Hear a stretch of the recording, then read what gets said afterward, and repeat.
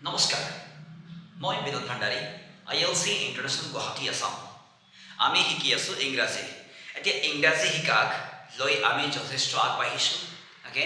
আৰু আমি আজি শিকিবলৈ গৈ আছোঁ যথেষ্ট দৰকাৰী কথা। মন দিব, যথেষ্ট দৰকাৰী কথা যে এবাউট মডেল ভাৰ্ব। মডেল ভাৰ্বৰ বিষয়ে আমি শিকিবলৈ গৈ আছোঁ। আৰু মন দিব, যিবিলাক কথা ILC ফালৰ পৰা আপোনালোকক এই ভিডিঅ'ৰ মাধ্যমেদি দিয়া হৈ আছে, এই সকলোবোৰ কথা ইংৰাজী কোৱাত বা লিখাত ফ্লুৱেঞ্চিৰ কাৰণে বহুত দৰকাৰী হয়, ঠিক আছে। আৰু আগৰ ভিডিঅ'লৈকে যিমান পালে সেই ভিডিঅ'বিলাক চাই ধুনীয়াকৈ আপুনি ক'ব পৰা অৱস্থাত লাহেকৈ সোমাইছে, ঠিক আছে। এতিয়া আজি আমি শিকিবলৈ গৈ আছোঁ এবাউট মডেল ভাৰ্ব আৰু ইউজ অফ কেন। এই কেনটো ইউজ কৰাত বহুত কষ্ট হয়, ঠিক আছে, বহুত অসুবিধা হয়। তো এই ভিডিঅ'ৰ মাধ্যমেদি আৰু কেন ইউজ কৰাটো অসুবিধা আৰু নহ'ব। এতিয়া প্ৰশ্ন হয়, কেন শব্দৰ বিষয় নপঢ়াকৈ ইংৰাজীত কিবা অসুবিধা হ'ব নেকি? যদি আমি কেন বিষয় নপঢ়োঁ তো কিবা অসুবিধা হ'ব নেকি? প্ৰশ্ন হ'ব পাৰে। হয়, নিশ্চয় অসুবিধা হয়। এটা কথা আমাক খুব দৰকাৰী হয়। ILCৰ মাধ্যমেদি আপোনাক এই সৰু কথা, দেখাত সৰু হয় কিন্তু যথেষ্ট গুৰুত্বপূৰ্ণ হয়, এই কথা আপোনাক শিকাবলৈ লোৱা হৈছে। বলকচোন আমি শিকোঁ। এতিয়া কেন শব্দৰ প্ৰথম ডেফিনেশ্যনটো হ'ল, চাব, প্ৰথম ডেফিনেশ্যনটো হ'ল যে we use it to express present power, ability and capacity. ইয়াৰ মানে কি হয়? বৰ্তমান সময়ৰ শক্তি, যোগ্যতা আৰু সামৰ্থ্য অৰ্থ কৰিবৰ কাৰণে আমাক কেন শব্দৰ ব্যৱহাৰ কৰা হয়।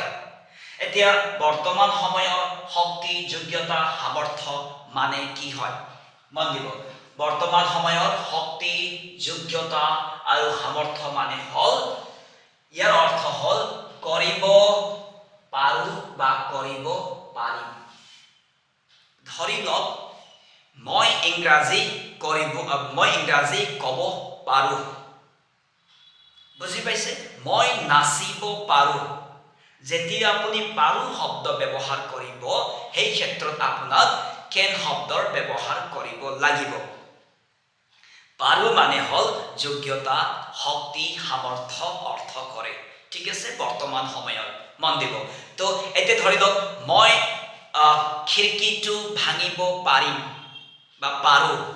পাৰিম বা পাৰোঁ দুইটাৰে কেন শব্দ ব্যৱহাৰ কৰা হয়, ঠিক আছে। অ'কে, তো মই আশা কৰিছোঁ যে যেতিয়া আপুনি ক'বলৈ যাব, প্ৰেক্টিকেলি চাব দেই, যেতিয়া আপুনি ক'বলৈ যাব, যেতিয়া আপুনি লিখিবলৈ যাব, সেই সময়ত যদি আপুনি ক'বলৈ দৰকাৰ হয় যে মই পাৰোঁ বা মই পাৰিম, সেই ক্ষেত্ৰত কেন শব্দ লগালে হ'ল, ঠিক আছে। কেন শব্দ এজ এ মডেল ভাৰ্ব হিচাপে লগালে মেইন ভাৰ্বটো লাগিব। কেনৰ ফ্ৰেমৱৰ্কটো পাই যাব, কেনৰ ফ্ৰেমৱৰ্কটো পাই যাব। খালি এতিয়া আমি শিকি আছোঁ কেন শব্দৰ জাষ্ট ডেফিনেশ্যন আৰু চেণ্টেন্সেছ। চাওকচোন, I can do the work মানে কি হয়? I can do the work মানে হ'ল মই সেই কামটো কৰিব পাৰিম বা মই সেই কামটো কৰিব পাৰোঁ। বুজি পাইছে? বৰ্তমান সময়ৰ শক্তি, সামৰ্থ্য, যোগ্যতাক দৰ্শায়, ঠিক আছে। তো মই আশা কৰিছোঁ যেতিয়া আপুনি কিবা কৰিব পাৰোঁ বুলি কয় বা পাৰিম বুলি কয়, সেই ক্ষেত্ৰত আপুনি কেন শব্দৰহে ব্যৱহাৰ কৰিব লাগিব, ঠিক আছে। অ'কে, নেক্সট হ'ল second definition of can.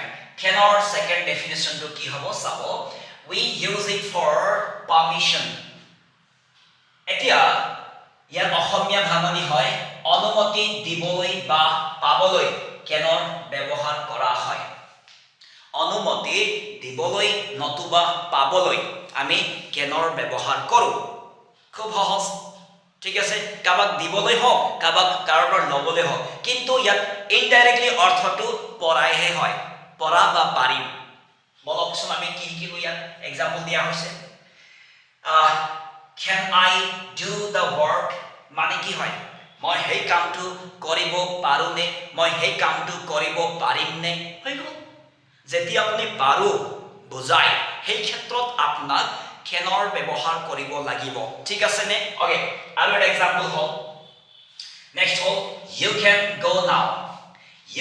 go now মানে হ'ল কি আপুনি এতিয়া যাব পাৰে আপুনি এতিয়া যাব পাৰিব বা আপুনি এতিয়া যাব পাৰে এতিয়া সব এইটো আপুনি পাৰমিশন দিছে এইটো আপুনি পাৰমিশন লৈ আছে তো লোৱাৰ ক্ষেত্ৰত হওক বা দিয়াৰ ক্ষেত্ৰত হওক ঠিক আছে আমি কি কৰো can শব্দৰ ব্যৱহাৰ কৰো ঠিক আছে ওকে ইনডাইৰেক্টলি পৰাই আহি ঠিক আছে ওকে নেক্সট ডেফিনেশন বুজি পাইছেনে মই কি ক'ব বিচাৰিছো ইয়াত যে অনুমতি দিবলৈ হওক বা পাবলৈ হওক আমি কেনৰ ব্যৱহাৰ কৰিব লাগিব ঠিক আছে ওকে নেক্সট হল থাৰ্ড ডেফিনেশন হল কেনৰ থাৰ্ড ডেফিনেশন আহিল আমাৰ okay we use it to describe someone's nature or character মানে কি হয় কাৰোবাৰ স্বভাৱ বা চৰিত্ৰক অৰ্থ কৰিবৰ কাৰণে আমাক কি হৈছে কেনৰ ব্যৱহাৰ কৰা হয় ইমান সহজ কাৰোবাৰ চৰিত্ৰ বা স্বভাৱক বুজাবলৈ ঠিক আছে বলকচোন এক্সাম্পলটো বুজাও আমি she can get angry easily মানে তেখেতৰ স্বভাৱ কেনেকুৱা হয় লিখি ল'ব দেই চাব তেখেতৰ স্বভাৱটো হ'ল যে তেখেতে সোনকালে খং কৰে ঠিক তেনেকৈ he can't be honest মানে তেখেত মানে সততা হ'ব নোৱাৰে he can't be honest ঠিক আছে ওকে তো এই ধৰণে আমি can ব্যৱহাৰ কৰো ঠিক আছে আশা কৰিছো আপুনি কেনক লৈ যদিও কিবা অসুবিধাত ভুগি আছিল যদিও আপুনি কেনৰ প্ৰ্যাকটিক্যাল ইউজ কৰাত অসুবিধা পাই আছিল এই ভিডিঅ'ৰ মাধ্যমেদি ILC ইন্টাৰনেশ্যনেল ফালৰ পৰা এই ভিডিঅ'ৰ মাধ্যমেদি আৰু কেনৰ ব্যৱহাৰ কৰাত অসুবিধা নহব আৰু যেহেতু আপুনি শিকিলে আপোনাৰ এক নম্বৰ ডেফিনেশন হিচাপে 10টা মান সেন্টেন্স বনাও 2 নম্বৰ ডেফিনেশন হিচাপে 10টা মান সেন্টেন্স বনাও 3 নম্বৰ ডেফিনেশন হিচাপে 10টা মান সেন্টেন্স বনাও চাবচোন হেল্ল কেনেকৈ আপোনাৰ ইংৰাজী নাহিবহে আহিবই লাগিব ঠিক আছে তো ইয়াকে কৈ মই এই সৰু ভিডিঅ'টো ইয়াতে সমাপ্ত কৰিছো আৰু লগ পাম পৰৱৰ্তী ভিডিঅ'ত ধন্যবাদ